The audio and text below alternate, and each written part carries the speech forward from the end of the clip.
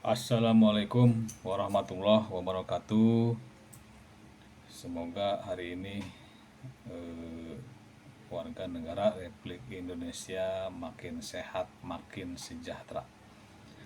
Mudah-mudahan video ini membantu membantu kepada warga untuk mengingat kisah mantan dua presiden Republik Indonesia, yaitu Bapak SBY dan Bapak Joko Widodo.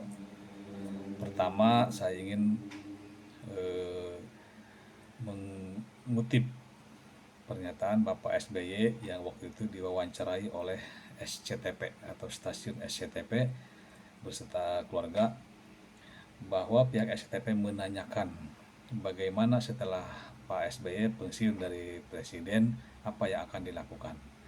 Nah, jawaban Pak SBY singkat dan lugas.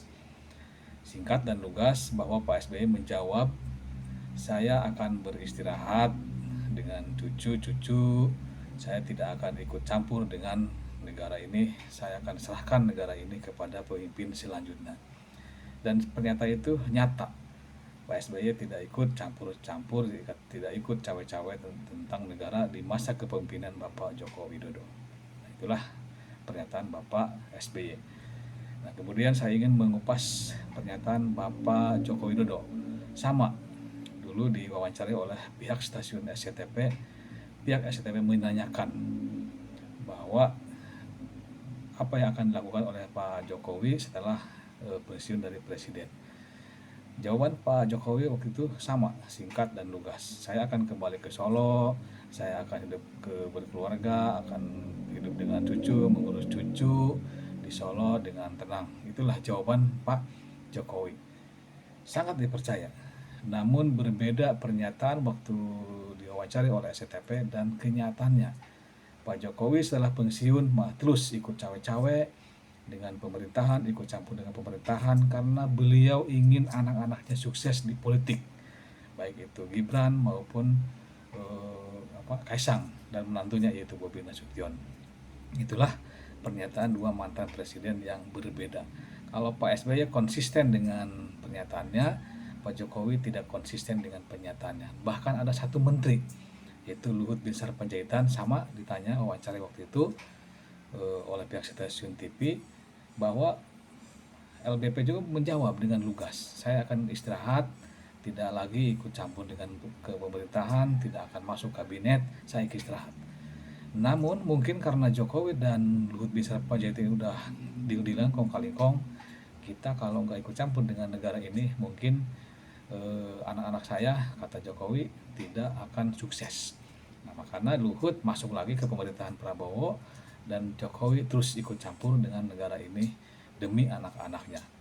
Mudah-mudahan video ini membantu kepada warga Indonesia untuk 2029 untuk tidak memilih partai PSI dan tidak memilih itu anak-anak Jokowi. Karena apa? Gibran itu dia jadi wapres itu dibantu dengan konstitusi, dibantu dengan penegak hukum. Karena apa? Gibran itu di bawah umur waktu itu kan. Dia di bawah umur, dipaksakan oleh ayahnya waktu masih menjabat jadi presiden.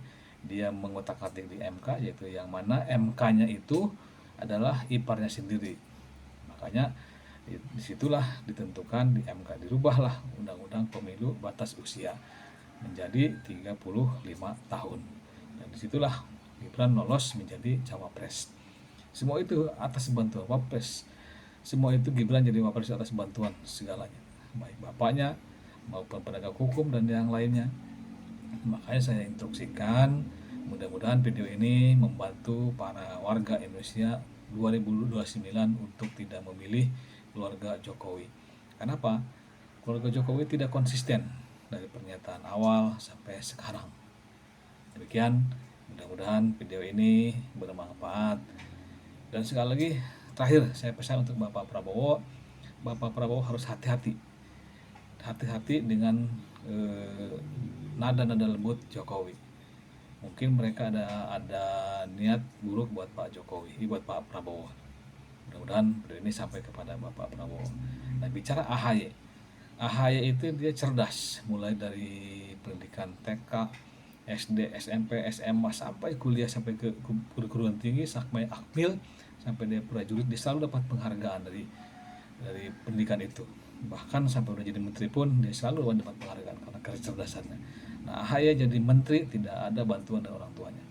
AHY dia natural, jadi sendiri.